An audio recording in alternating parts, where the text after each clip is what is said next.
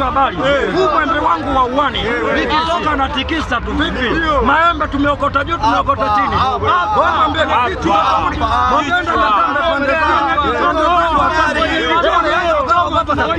lakini mimi leo nashukuru watoto wa Mode. Leo hajatusa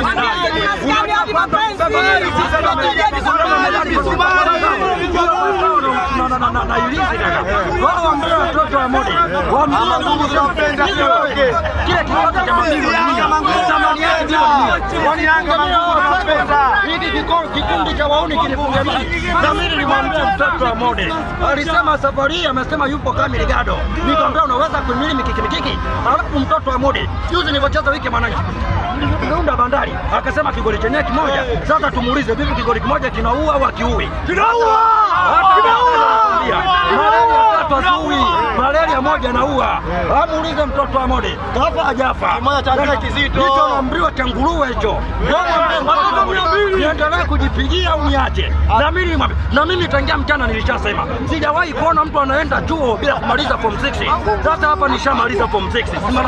Si mara 6 mfululizo. Sasa hapa sasa nimekwenda form 6. Mangungu anabaya. Walileta na Babla. Wakamleta si magoli. Babla anataka ni wape zawadi wanaona. Cheza na bangapi? Nataka bado wale ni kula kwanza zawadi ya kifurushi sana kwangu. Wao waambie zile kula ni zawadi ya kifurushi. Waambie sasa zawadi yake ndio ile bwana. Na uone kifurushi. Wamebeba ni medali. Lakini wamebeba medali. Wasipokuwa na ngao. Hiyo sasa wanailize. Watu mwambie mtoto wa Mode. Ukiamua kumgaragaze hata mara 10 fululizo. Uwezo kwenye kichwa. Wewe tutamwambia mtoto wa Mode.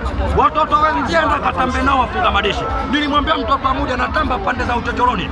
Akija mjini anakuta wanaume anatamba tu. Mtoto wa Mode anamaliza dakika 90. Ni shabiki yao wote wamesanuka kule juu kule. Moto huo nani kama Yanga? Wao sana Yanga. Yaani mimi nifungwe na sakosi. Wale nani wale kausha damu wale.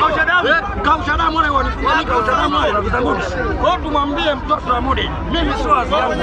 Bomba ya amani najichotea tu mwembe wa uwepo na tikisa.